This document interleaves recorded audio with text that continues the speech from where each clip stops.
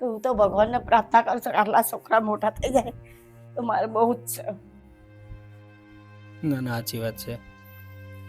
થઈ જશે માજી, મોટા થઈ જશે. હોશિયાર રાખે ને અત્યારે બધા કહેવાના ઘરમાં હોય તો ખાવાનું, બાપ તો ખાલી રરી ના હાલે, ઘરમાં ચલાવવાનું કોને મારે. ના ના સાચી વાત છે.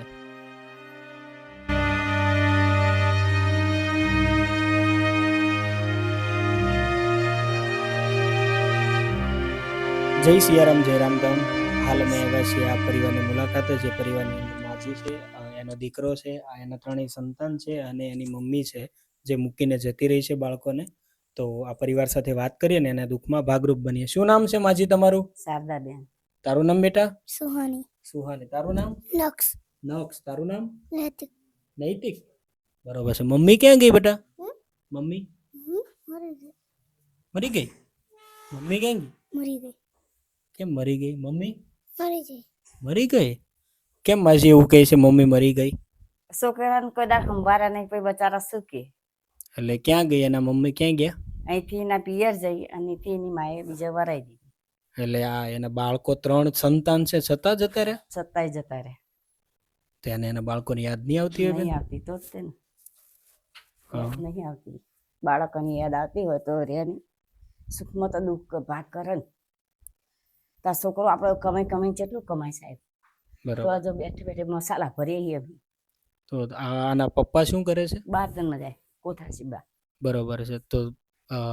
તો આની મમ્મીને કઈ બી આના છોકરાને કઈ યાદ નહીં આવતી કે શું પોતાના સંતાનને કઈ રીતે ભૂલી શકે? 1.5 વર્ષ થયું પણ 1.5 વર્ષ તો યાદ બી નથી કર્યા. ના. તો તમે એના દાદીમાં છો આના, તો તમે સાચવીને મોટા કરો છો? કરું જ છું ને. તો તમે તો કહેવાય ને તમારા તો દીકરાના દીકરા છે, તો તમે એટલી ઉંમર છે છતાં તમે આ બાળકોને સંભાળો છો. સંભાળું જ છું ને સાહેબ. બરોબર. તમને બેન માજી દુઃખ નહીં થતું હોય કે તમારા છોકરાના એની મમ્મી છોકરા મૂકીને જતી રહી? તમને તો અંદરથી થતું હશે ને થાય તો કે ખરું. મારા દીકરા નાના નાના છે, તમે તમારા દીકરાને મોટો કર્યો અને તમારા દીકરાનું કરવું પડે. કરીએ જ છીએ ને સાહેબ, શું કરીએ. દુઃખ નહીં થતું હોય માજી તમને? થાય તો ઘણું. આજ મારો પંડ છે, કાલ ના હોય તો મારા છોકરા હરાજી થાય. ના ના સાચી વાત છે. તો હું તો ભગવાનને પ્રાર્થના કરું છું કે આટલા છોકરા મોટા થઈ જાય તો મારે બહુ જ છે. ના ના સાચી વાત છે.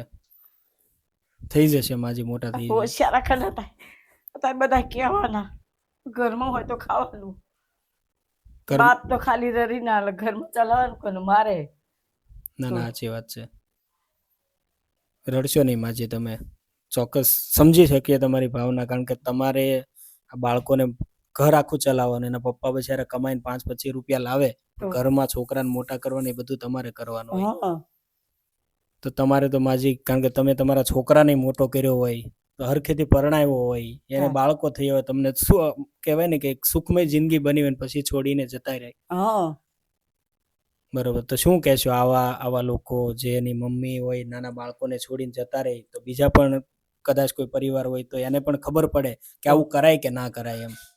આવું ના જ કરાય ને, પણ હવે કરીને જતી રહીએ છે, શું કરવાનું.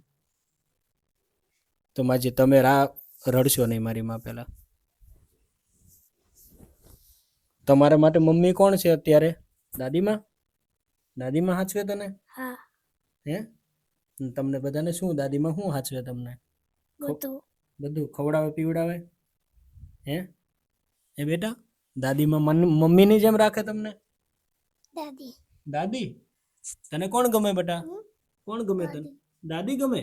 કેમ દાદી ગમે તને? દાદી કેમ ગમે તને બેટા? દાદી તને નવડાવે ધોવડાવે? હે? તારી મમ્મી છે ને અત્યારે, તારા પપ્પાના મમ્મી દાદીમાં, તમારા મમ્મી દાદીમાં.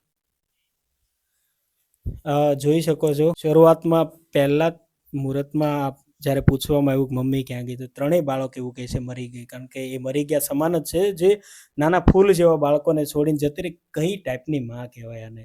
કહેવાય ને કે માં એવી હોય જે શું કે એના બાળક માટે સ્વર્ગમાંથી પાછી આવે ને એને માં કહેવાય. માં બાપ કરતા 2500 ગણું વધારે જે સહન કરી શકે ને એના બાળકો માટે જે કરી શકે ને એક માં જ કરી શકે.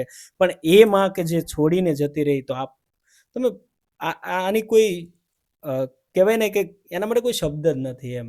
બાકી આને માં કહેવાય જ નહીં. માં છે ને સ્વર્ગમાંથી પણ પાછી આવીને કરતી હોય. બાળકોએ કીધું માં મરી ગઈ છે.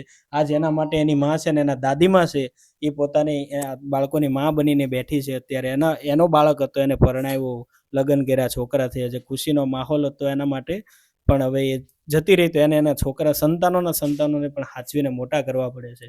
તો માજી કઈ કઈ વસ્તુમાં તકલીફ પડે તમને? કારણ કે તમારી ઉંમર થઈ ગઈ છે, બાળકો નાના છે, તો શું તકલીફ પડતી હોય બેન તમને? તકલીફ તો શું સાહેબ, આ કામ કરીએ ને ઘર ચલાવીએ છીએ તાર તો. અને બાળકોને મોટા કરવામાં તકલીફ નહીં પડતી હોય માં તમને? બાળકોને મોટા કરવા તો તકલીફ પડે ને, ભણાવવાના ગણાવવાના. આ બીજામાં આવ્યો, આ પાંચમામાં આવી, બરોબર. હવે છઠ્ઠામાં આવી છે.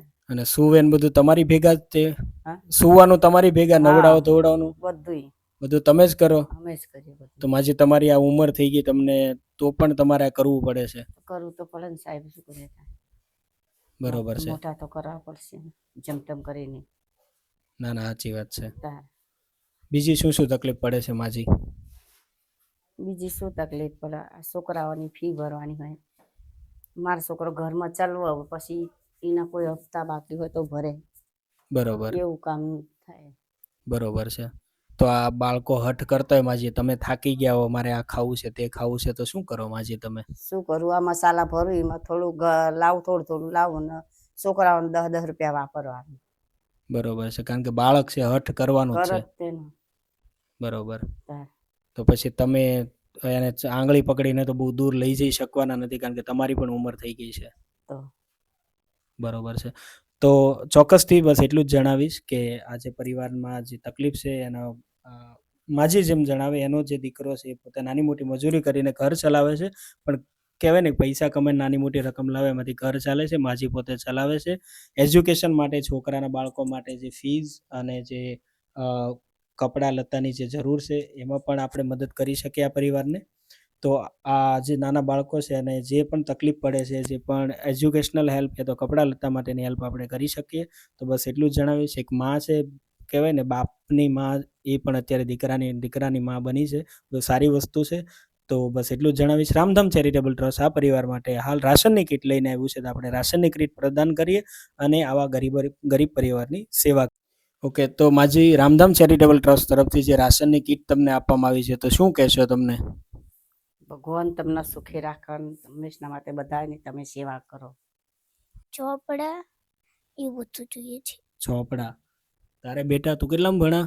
પહેલા એને તો સરકારીમાં આવે છે. પહેલામાં? એને સરકારીમાં આવે છે. આવે છે. બરોબર. તારે કઈ કઈ વસ્તુની જરૂર છે? ચોપડા અને બીજું કઈ શું જોઈએ છે? બીજું કંઈ નહીં.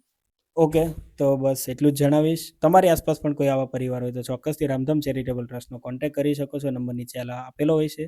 જય સિયારામ, જય રામધામ.